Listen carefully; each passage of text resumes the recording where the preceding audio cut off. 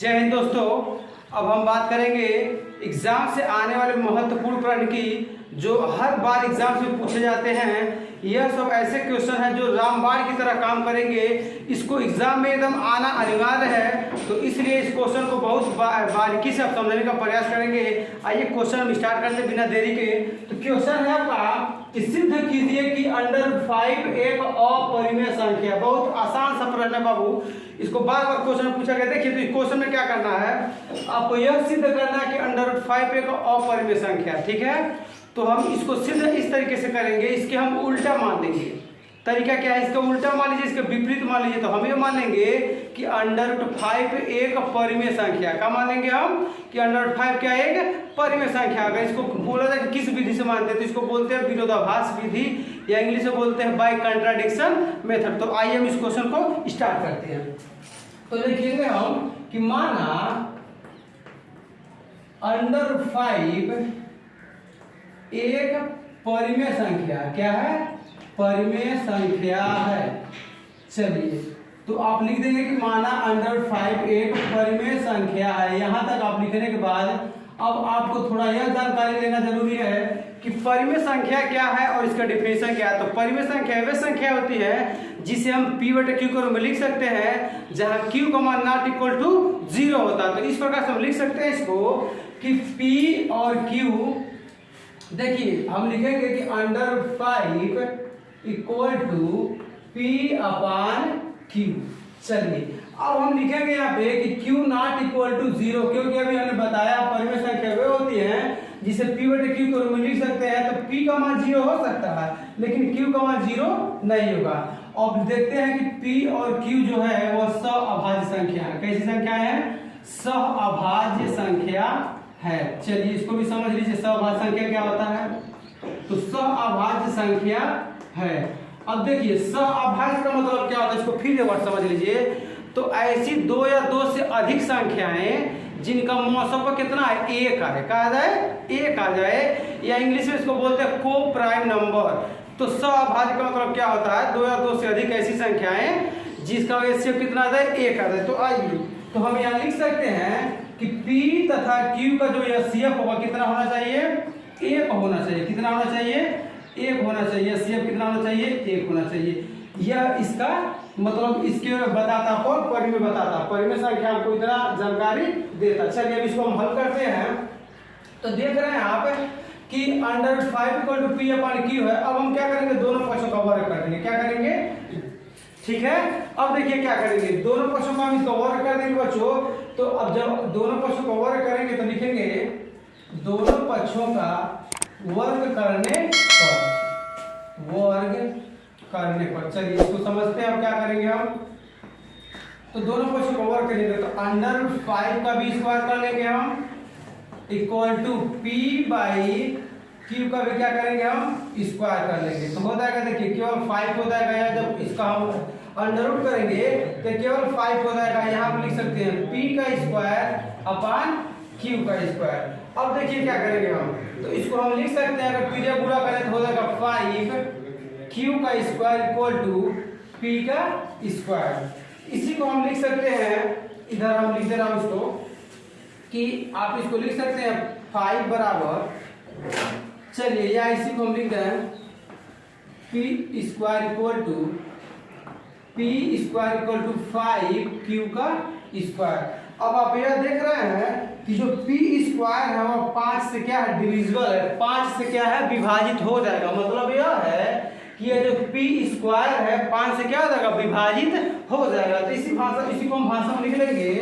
देखिए अब इधर नहीं ले रहा हूँ, थोड़ा सा स्पेस इधर नहीं है, तो लिखेंगे कि p स्क्वायर 5 से विभाजित है।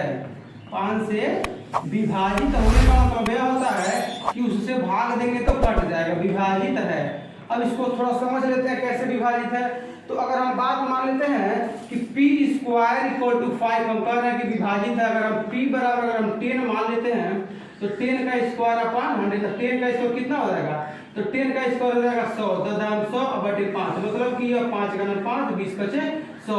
तो विभाजित होने का मतलब यह है कि p का ऐसा मान, जैसे कि हम इसका जब स्क्वायर करेंगे तो 5 से विभाजित होगा। इस प्रकार से हम देखेंगे तो इसी को लिख सकते हैं कि जो p स्क्वायर है वो 5 से क्या है, विभाजित है। या हम यह भी बोल सकते हैं कि अगर p स्क्वायर 5 से विभाजित है तो p भी 5 से विभाजित होगा, p भी 5 से विभाजित होगा। चलिए देख लेते हैं इसको भी, विभाजित होगा समझ लेते हैं कैसे।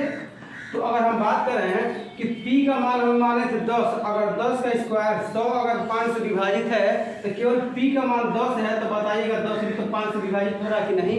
तो 5 का नाम 5 और 5 दूनी 10, मतलब यह है कि आपका p स्क्वायर अगर 5 से विभाजित है तो p भी 5 से विभाजित होगा। चलिए अब हम क्या करेंगे, इसको हम कर लेंगे समीकरण पहला, इसको कर लेंगे समीकरण पहला, इसको हम समीकरण 1 मान लीजिएगा आप, समीकरण 1। यहाँ तक आप इसको एक बार फिर से देख लीजिएगा, अच्छे से रिवाइज कर लीजिएगा, क्योंकि अब हम इसको थोड़ा इरेज करने जा रहा हूँ क्योंकि यहाँ पे स्पेस की प्रॉब्लम है। तो अब हम देखेंगे यह आपका पूरा मैटर है कि यहाँ p स्क्वायर 5 से विभाजित है तो p भी 5 से विभाजित होगा। अब हम इसको थोड़ा इसमें मॉडिफाई करेंगे क्वेश्चन आगे। चलिए समझते हैं इसको हम फिर से। अब हम क्या करेंगे, p के बराबर आप मान लेंगे 5r मान लेंगे, 5 आप t मान लेंगे, कुछ भी अपनी इच्छा अनुसार आप मान सकते हैं। तो हम मान लेंगे माना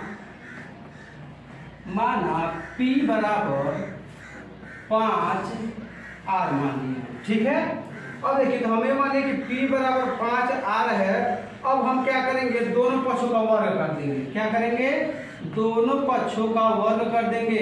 तो देखिए दोनों पक्षों का लिख लेंगे, जो इंग्लिश में लिखना चाहते लिख सकते हैं स्क्वायरिंग ऑन बोथ साइड, चाहे हिंदी लिखे तो दोनों पक्षों का वर्ग करने पर।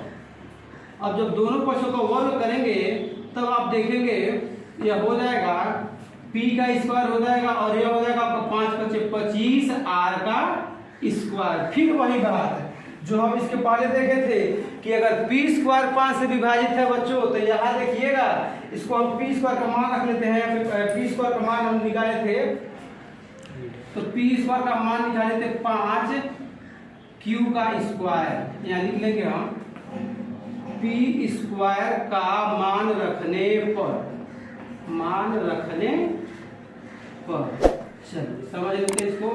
तो p स्क्वायर के स्थान पर हम रख देंगे 5q का स्क्वायर और यहाँ हो जाएगा 25 r का स्क्वायर। तो हम इसको कट कर लेंगे, 5 का नाम 5 और 5 × 25 और आपका हो जाएगा देखिए q स्क्वायर। या बचा क्या है, उसको जो बचा है हम इधर लिख लेंगे। थोड़ा हम इसको अच्छे से इरेज कर दे रहा हूँ। चलिए इसको हम इरेज कर दे रहा हूँ क्योंकि स्पेस कम है यहाँ पे।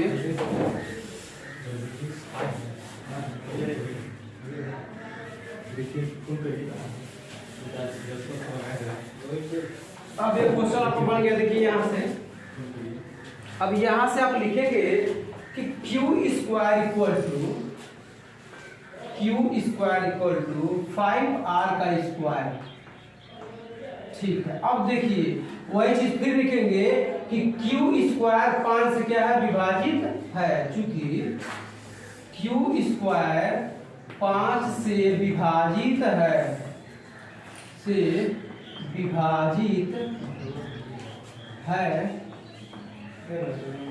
अगर q स्क्वायर 5 से विभाजित है तो q भी 5 से विभाजित होगा, q भी 5 से विभाजित होगा। चलिए अब देखेंगे, आप देख रहे हैं कि इसको आप लिखना चाहते समीकरण 2 लिख सकते हैं, समीकरण 2। चलिए अब समझते हैं इस बात को। आप देख चुके हैं कि q स्क्वायर अगर 5 से विभाजित है तो q भी 5 से विभाजित होगा। यहाँ तक आप बहुत बारीकी से और अच्छे से समझ लेंगे। अब देखिए क्या करेंगे इस सवाल में हम, आप देख रहे हैं कि p और q दोनों क्या 5 से विभाजित है। तो हम लिखेंगे कि p तथा q दोनों 5 से क्या है, विभाजित है। दोनों 5 से विभाजित हैं, दोनों 5 से क्या है विभाजित है। चलिए समझते हैं इसको, विभाजित है। देखिए तो अगर दोनों विभाजित है, P तथा Q दोनों विभाजित है, तो हम इस यहाँ देख रहे हैं कि P तथा Q का जो HCF होगा, P तथा Q का जो HCF है, HCF है वो नॉट इक्वल टू 1। और HCF क्या है, एक नहीं आ रहा है। और जो HCF आ रहा है आपका एक नहीं आ रहा, क्योंकि यहाँ पे HCF क्या आ रहा है, दोनों का 5 आ रहा है। 5 से P भी कट रहा है, 5 से Q भी कट रहा था। इसका मतलब यह है कि P तथा Q का HCF कितना आएगा, एक आएगा, नहीं आएगा। तो हम इसी बात को लिखेंगे कि P तथा Q का HCF एक के बराबर नहीं है। और अगर एक के बराबर नहीं है तो इसका मतलब यह है कि यह परिमेय संख्या भी नहीं है, क्योंकि P तथा Q का मान अगर 1 आता है तभी यह परिमेय संख्या। इस बात को आप पहले ही लिख चुके हैं। तो इसका मतलब यह है कि अगर P तथा Q का HCF एक नहीं है तो हम जो माने हैं वो हमारी अवधारणा क्या है, गलत है। हम जो माने हैं वो हमारी अवधारणा क्या है, गलत है। इसी बात को हम लिखेंगे, अर्थात हमारी मानी गई अवधारणा, अर्थात हमारी मानी गई अवधारणा या फिर जो हमने माना था अवधारणा गलत है, गलत है। अतः तो हमने यह माना था कि परिमेय है, तो अगर गलत हमारी अवधारणा हो गई तो यह हम कहेंगे कि अतः √5 एक अपरिमेय संख्या है, एक अपरिमेय संख्या है। यही इस प्रश्न में सिद्ध करना था, यही इस प्रश्न का मेन वर्क था कि क्या करना इस क्वेश्चन को। तो अतः अगर देखिए हमारी मानी गई अवधारणा गलत है, क्योंकि हम यह कहे थे कि जो HCF उसका 1 होना चाहिए और यहाँ पे 1 नहीं आया है, 1 के बराबर नहीं है, तो अतः √5 पे क्या है, अपरिमेय संख्या है। यही इस प्रश्न में सिद्ध करना था। Thank you for watching this video. अगर वीडियो अच्छा लगा तो प्लीज लाइक करिए, सब्सक्राइब करिए।